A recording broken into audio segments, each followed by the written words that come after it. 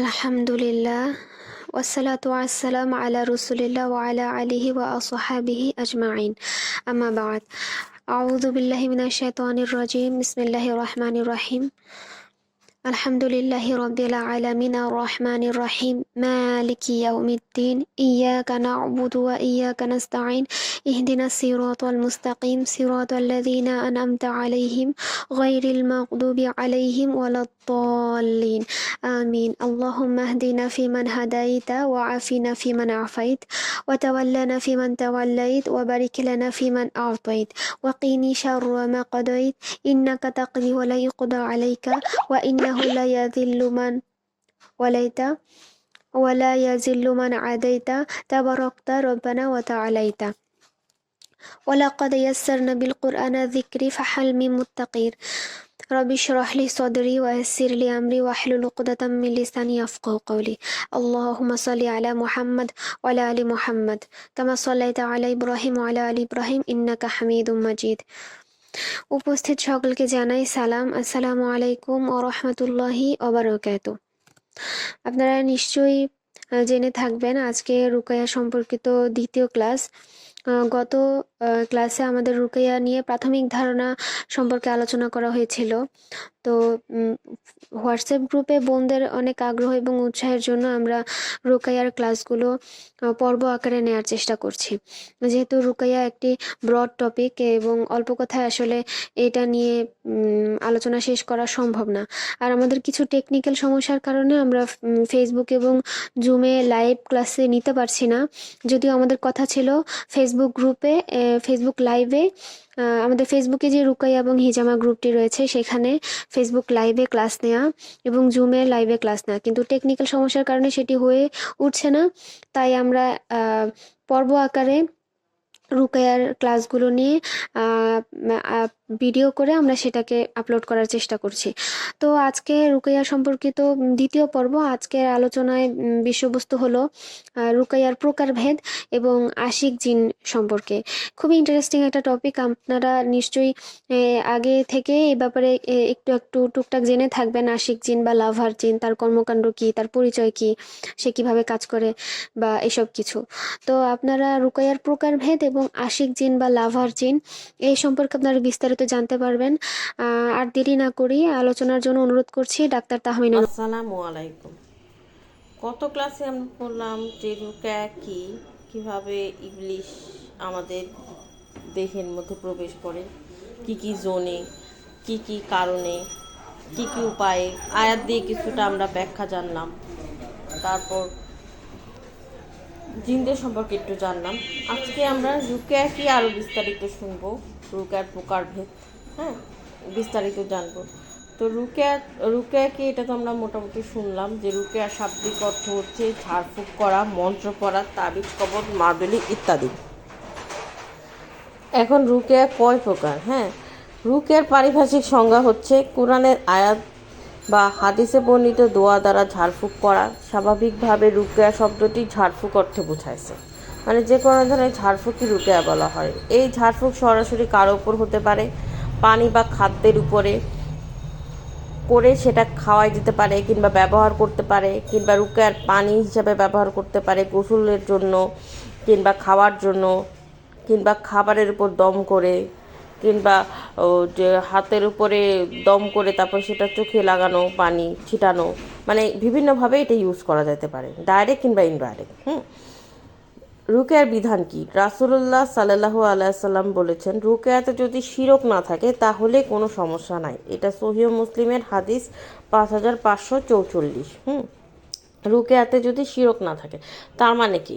রুকায়াতে যদি শিরক না থাকে তাহলে সমস্যা নাই, এইটা বলছে রাসূল। তার মানে রুকায়াতে শিরক থাকে এবং সেটাতে সমস্যাও থাকে। প্রত্যেকটা কথারই পিছনে অনেকগুলা ফাঁক থাকে, গ্যাপ থাকে। যারা কুফর তাদের জন্য এই কথাগুলা হলো কুফরি দিবে, আর যারা বিশ্বাসী তাদের জন্য এই কথাগুলা হলো ইমান বড় করবে, না বড় না, ইমানকে কি বলে? বৃদ্ধি করে। বড় না, বৃদ্ধি করে। এখন বিশুদ্ধ আকিদা কি? এই যে আকিদা মানে হলো বিশ্বাস, কোনো একটা বিষয়ের উপর যে বিশ্বাস, সেটাকে আকিদা বলে। তো এই রুকায়ার উপর বিশুদ্ধ আকিদা কি? যে ওলামে কিরামের মতে রুকিয়া করার পূর্বে এই আকীদা স্পষ্টভাবে জানিয়ে দেওয়া উচিত যে রুকেয়ার নিজস্ব কোনো ক্ষমতা নাই, ঝাড়ফুঁকের কোনো ক্ষমতা নেই, কোরআনেরও নিজস্ব কোনো ক্ষমতা নেই, পৃথিবীতে কারো কোনো নিজস্ব ক্ষমতা নেই, জিন ভূতেরও কোনো ক্ষমতা নাই, শুধু আল্লাহরই ক্ষমতা। আল্লাহ কোরআনের মাধ্যমে আমাদের শিফা দান করবেন এই ভরসায় ইনশাল্লাহ, মানে আল্লাহ ভরসায় আমরা আয়াত পড়ি, ঠিক আছে। নামাজের ভরসা হলো নামাজ আমাদের ঢাল স্বরূপ থাকবে, মানে খারাপ কাজের ঢাল স্বরূপ, হ্যাঁ, সেই ভরসায় আমরা নামাজ পড়ি, ঠিক আছে। এইটা হলো এই সেই হিসাবে এই যে ঝাড়ফুঁক করতেছি সেটাও আমি আল্লাহর উদ্দেশ্যেই করতেছি, মানে আল্লাহর ভরসায় করতেছি যে আল্লাহ এর মাধ্যমে আমার গন্তব্যে পৌঁছায় দিবে, মঞ্জিলে পৌঁছায় দিবে। বাট আল্লাহ যদি না চায় আমারটাতে কিচ্ছু হবে না। আমি বাকারা পড়বো, রাসূলুল্লাহ বাকারা পড়লো, কিংবা আরও মানে অলিয়াল্লাহ বাকারা পড়লো, এক একজনের বাকারা পরে পার্থক্য আছে। আমার বাকারায় কি পার্থক্য, আমার বাকারায় কি হবে? রাসূলুল্লাহ যদি কারোর জন্য বাকারা পড়ে সেই বাকারাটাই কত হবে, একই সূরা, কিন্তু বিভিন্ন পার্সন অনুযায়ী পার্সন টু পার্সন ঝাড়ফুঁক ভ্যারি করে, কারণ এখানে আল্লাহর সাথে তাদের কানেকশন ভালো। রাসূলুল্লাহ যে কানেকশন সেই কানেকশন তো আমাদের না, ওরিয়াল্লার যে কানেকশন সেই কানেকশন তো আমাদের না। তো তাদের ঝাড়ফুঁক আর আমাদের ঝাড়ফুঁকের পার্থক্য হবে, অবশ্যই পার্থক্য হবে। তার মানে শুধু বাকারা স্পেসিফিক না, কিংবা বাকারা মানে বলতেছি যে ঝাড়ফুঁক, হ্যাঁ, ঝাড়ফুঁক স্পেসিফিক না, স্পেসিফিক হলো বান্দার সাথে আল্লাহর কানেকশন। যত ভালো রাখি, যত নিষ্পাপ রাখি, তত ভালো রুকিয়া। সবচেয়ে ভালো রুকিয়া হয় বাচ্চাদের। যখন তারা আল্লাহু আকবার বলে, ফু দেয় আমাদের, কিংবা বিসমিল্লাহ বলে ফু দেয়, সে তার থেকে ফ্রেশ আর হইতেই পারে না। তো এই স্টেজগুলো আমরা আস্তে আস্তে শিখবো। যে আমরা ভাবি যে ইয়াসিন পড়ছি হয়ে গেল, হ্যাঁ, বাসায় বসে ইয়াসিন পড়লাম হয়ে গেল।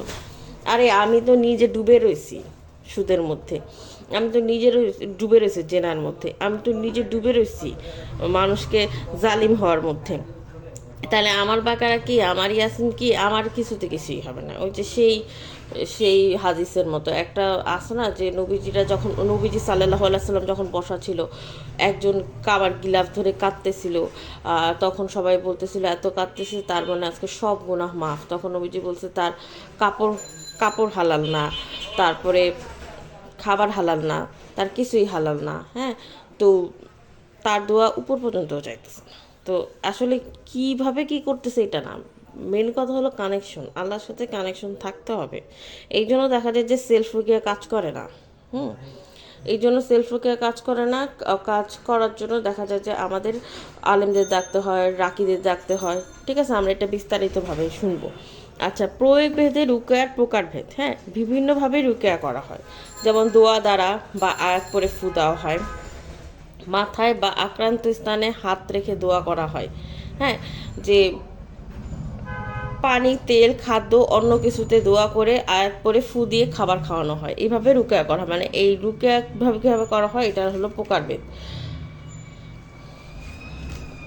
এখন রুকিয়া কয় প্রকার? রুকিয়া 4 প্রকার। রুকিয়া শারিয়া, রুকিয়া মুবাহা, রুকিয়াতুল মাকরুহা, রুকিয়াতুল মুহাররামা, হ্যাঁ, রুকায়াতুল শারিয়া কি? রাসূলুল্লাহ সাল্লাল্লাহু আলাইহি ওয়াসাল্লাম অথবা জিবরাইল আল্লাহ সাল্লাম থেকে বর্ণিত দোয়া ইত্যাদির মাধ্যমে যে রুকিয়া করা হয় সেটাকে বলে রুকিয়া শারিয়া।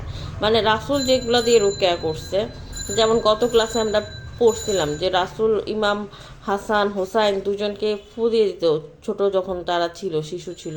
তো উনি যে রুকিয়াগুলা করতো, কিংবা সূরা ফালাক, সূরা নাস, মানে এই টাইপের যে রুকিয়া মাসনুন যে আমলগুলো যেগুলো প্রসিদ্ধ, মানে এটা আরও বিস্তারিত পড়বো কোনটা। তো এইটার যে রুকিয়া সেটা হলো রুকিয়া শারিয়ার মধ্যে পড়ে। আর রাসূলুল্লাহকে জিবরাইল আলাইহিস সালাম যেগুলা দোয়া পড়ে ফু দিত সেই রুকিয়াগুলাও রুকিয়া শারিয়ার মধ্যে পড়ে। রুকিয়ার মানে এক একটা ভাগ করা হয়েছে, যে এর বাইরে কিন্তু আসলে আমরা বুঝতে পারবো যে এগুলো সব কুফরি। আমরা তো ভাবি যা বলছে তাই, হ্যাঁ, কুফরিটা আমাদের বুঝতে হবে, কারণ কুফরি এখন অনেক হয়ে গেছে। এখন ব্ল্যাক ম্যাজিকের সাথে রেড ম্যাজিক, ঠিক আছে, হোয়াইট, অনেক কিছুই, কিন্তু আসলে তো জিনিসটা হলো এখন আমাদের করণীয় কি? হ্যাঁ, আমরা চেষ্টা করব যে রুকিয়া শারিয়া অথবা মাসনুন রুকিয়ার মধ্যে সীমাবদ্ধ থাকতে, হ্যাঁ। অপারক হলে বা বিশেষ প্রয়োজনে তখন আমরা জায়েজ রুকিয়াগুলো অনুসরণ করব।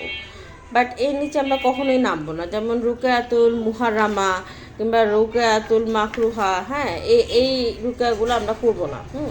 কারণ এটা আমাদের গ্রহণযোগ্যতার ভিত্তিতেও এই রুকিয়াগুলো আমাদের আসে না, ঠিক আছে। আমরা চেষ্টা করব যে রুকিয়া সারিয়া অর্থাৎ মাসনুন যে রুকিয়া সেটার মধ্যে সীমাবদ্ধ থাকতে, অপারগ হলে বা বিশেষ প্রয়োজনে জায়েজ রুকিয়া অনুসরণ করব, কিন্তু এই নিচে আমরা কখনোই নামবো না, যেমন যা অপছন্দনীয় বা নিষিদ্ধ, হ্যাঁ, এইটা আমরা প্রমোটও করব না। বৈধ অবৈধ রুকিয়ার যে মিশ্রণ ঘটবে সেটা আমরা করব না, তার থেকে আমরা দূরত্ব থাকবো। এমন কোনো কাজ করব না যাতে তাদের প্রসার ঘটে, হ্যাঁ, এই ধরনের কোনো কাজেই আমাদের যাওয়াটা উচিত হবে না। যেমন এক্সোসিরিজম, তারপর ধরো ওরা যে ওই যে মানে হিন্দুরা যেমন পুরোহিতরা যে পড়ে, আমি এটা নিচু করতেছি না, মানে আমাদের ভিত্তিতে কথা বলতেছি, সেটা আমাদের জন্য মাকরু। যেমন হনুমান চাল্লিশা, আর কি কি জানি, হনুমান চাল্লিশা, সরি, আস্তাগফিরুল্লাহ। আমি কারো ধর্ম ছোট করতেছি না, মানে বলতেছি যে আমার মধ্যে বের হয়ে গেছে, হ্যাঁ। তো এইটাতেও রুকেয়া হয়, বাট মানে রুকেয়া জিনিসটা কি, ঝাড়ফুঁকের মাধ্যমে ওদের তাড়ানো, হ্যাঁ, যে অনিষ্টকারী শক্তি তাদের তাড়ানো। তো ওরা যেটা করে সেটাও হয়, বাট এটা আমাদের জন্য মাকরু।